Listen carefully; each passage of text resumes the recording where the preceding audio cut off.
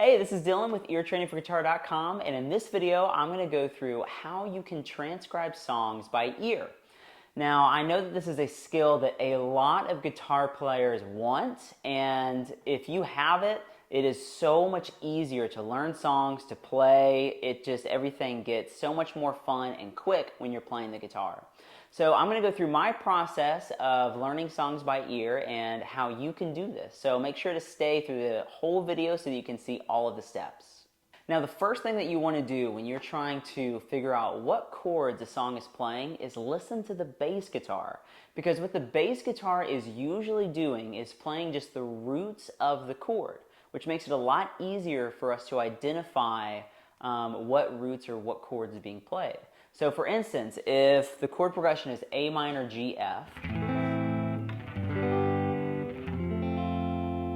the bass player would be doing like A, G, F. Okay, so if you're just listening to the bass, then you can really pick out those individual notes and try to plot that out. So when you're doing this and listening to the bass, you want to listen to it and write down what you think it is, and then pick up your instrument and check. And then continue to do this until you're confident that you have the right notes that the bass player is playing. Okay? And if you don't have, what you thought was wrong, then just replace it with what was right. And then what's great to do to train your ear is to sing it as you play. All right, but that's the first step when it comes to figuring out chords that a song is doing. Now, the second step to this is to listen to the guitar. Okay, so the first step was listen to the bass. Now, if there is no bass in the song, then you really want to try to pick out the bass notes of the chords. But after you do this, you really want to listen to what the guitar is doing. Because let's say that you figured out the bass is going A, G, E, F. Well, all you have right now is notes. You don't know the chords yet. And if you understand how chords work in a key, like the 6 is minor, the 2 is minor, 4 is major, and those types of things, then you already have a good idea of what it probably is. But by listening to the guitar, you'll be able to determine if this A is in A major, in A minor, it's a 7, it's a 9, or something else, right? So you want to listen to the guitar to figure out what the actual chord is being played. And you do this just by trial and error. If you don't have a good ear developed yet to where you just know by listening, then listen to the first chord, hit pause, and then play it on the guitar. And then just see.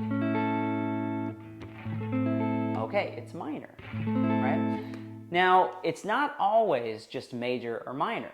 Sometimes you'll run into what's called an inversion, which means that the bass may be playing, let's say, an E note, but the actual chord that the guitar is playing is a C. So what's happening is the guitar is playing a C chord, but the bass is playing an E, which is creating what's called a first inversion. These are very common in music. So if the bassist is hitting an E note and then you play an E major, an E minor, and it's just not sounding right, then more than likely you have an inversion. But the second step that you want to go through is now listen to the guitar and then try to figure out exactly what the chords are being played. Now, once you have the root notes, you have the chords, and you're pretty confident that you're right, the next thing you want to do is listen to the right hand. What is the strumming pattern and rhythm that the guitar player is doing, right? So you can always do a strumming or a rhythm that will fit with the song, but you want to try to get as close as you can to what the exact rhythm the guitar player is doing in the song. And one way that you can do this is by listening, just trying to listen for downs and ups. Okay, so a downstroke does sound different, it has a different tone than an upstroke does. So let's say I take this G chord and I strum down, and then I go up, it has a different feel.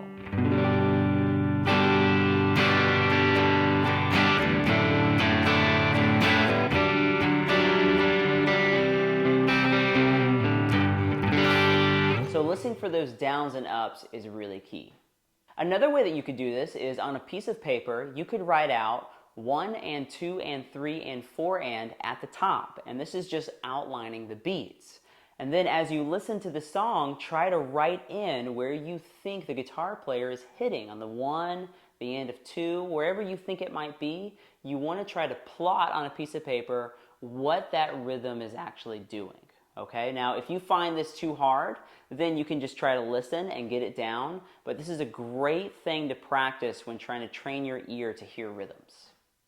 Now, another thing that you can do to make any of these steps a lot easier, listening to the bass note, listening to the guitar, the rhythm, anything, is to slow the recording down. So there's some apps like Amazing Slow Downer, or on YouTube videos you can mess with the speed of the video. I highly recommend doing this. Even if you're listening to it at full speed and you think you're right, listen to it at half speed or 75% just to make sure that you actually do have what is going on. And then to take that even a step further is, let's say you put it on 50% speed, just hit pause after the first note or chord and then try to find it. Eventually, the end goal is that you just listen to a song full speed, and without even picking up your guitar, you can know exactly what's going on. But this takes time. Until you develop that skill, these are some ways that you can start learning songs by ear on your own.